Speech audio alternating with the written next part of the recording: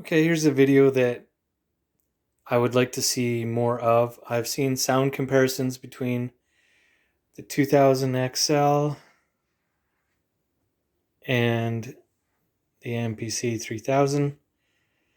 And of course, not of course, but for me, I like the sound of the 3000 better on those videos that I'm talking about. And from what I've heard in my very short amount of time with this 3000, that said, the workflow just isn't there for me.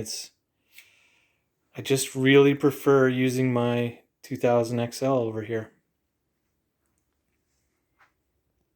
I think the build quality is better on the 3000. I think the sound quality is better. I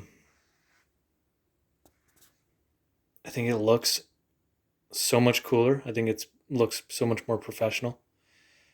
But the looks and the tiny difference in sound that I appreciate just aren't cutting it.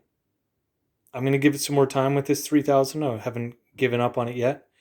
Today I was using it to sequence these two synths, and I liked it. I really felt it was no different though than my XL. And a lot of people talk about the swing and this and that, and I guess again it's so my time with it has been so limited, the 3000, that it's really hard for me to gauge that. I like a lot of the things that I like about the XL more are, like I said, the workflow, the mute groups, which are amazing. I like the mute groups a lot. You can name the tracks and then very quickly mute and unmute them. That's beautiful. I know the XL a lot better, so everything's more immediate for me. The workflow. I like the effects on it. It's got the effects board. This one, I really do like the distortion on here, and a few other effects. I think they're actually pretty good. And I have the 8 out, the 8 output expansion on here.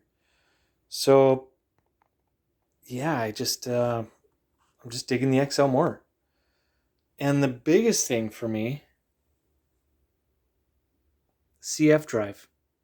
Now, that's one of the biggest things. Yes, you can get a CF drive for a 3000, from what I understand. I'm currently working on throwing this Gotek floppy emulator in just for now, and that's I have to program it, so I had to buy some more parts to flash the firmware on it. But I just, it's the waveform editor as well. I'm used to editing with digits and numbers, so let me just pull this up here.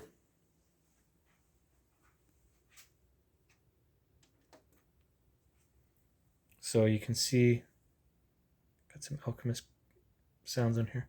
You can see the waveform. I like to be able to see the waveform. It's very nice. Watch, see that? See how easily I can do that? And with the 3000, it's all numbers. Let's see if I can make this happen. I don't actually have any samples in there to do that. I'm sorry. But take my word for it, it's just a bunch of digits. So the reason I'm used to it is because the Electribe ES1 was all digits. There was no waveform. And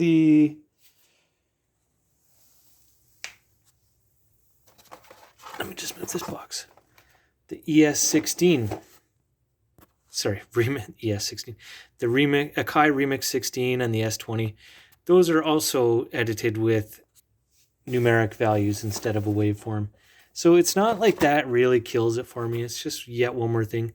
It really comes down to the file management and the way that the tracks are laid out in terms of the screen. I'm sure I would get used to this. Again, the build quality is phenomenal. It's just so much better than anything. any other MPC that I've touched. That said, the XL is a close second. It's nice. It's all there. I mean, it's not shoddy craftsmanship by any means.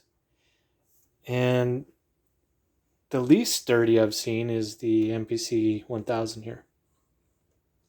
Although it's very, very similar to the 2000 in terms of the buttons and just the way it feels. Something else I hear a lot of people say is it's solid. This machine is so solid. There's no echo or empty sound when you knock on it. Yeah, that's true. There's just as much air inside this machine as this machine, though. And honestly, these are built super well too. They're hardcore. To me, they're just as professional as a 3000. Some people might not agree with me. And hey, all the power to you. I'm not a professional. I'm just some dude in his basement playing with beats and drum machines. So yeah, that's my take on it at this point, is that I'm just not feeling the 3000 flow like I thought I might. And, that's okay. That's all right. I find that, like a lot of people say, this imparts a nice color, a nice heavier low end. It adds some oomph to the low end. This seems to spit out exactly what you put in. It doesn't seem to add character when it's dry without effects. It's just a mirror image of what you put in. And, that's okay too, because I have all kinds of outboard stuff to color the sound. And a future video I'll be doing is this bad boy. This thing's awesome. Oral Exciter by Aphex Systems. So I have things like that. I have things like the Sensonic DP4. Got a sonic maximizer. I mean, I have other things to add different flavor or color to it if I need to. So I don't really feel like the 3000 is cutting it for me. But like I said, I'm going to give it a chance. There's just something absolutely magical about this thing. Just the size of it, the weight, the feel, the buttons, all of it. It's all... There's something worth exploring here, so I'm not giving up. There's something in here that just might catch me. So anyway, that's my 2 cents. For whatever it's worth, that's my opinion. Thanks for watching, and I will see you later.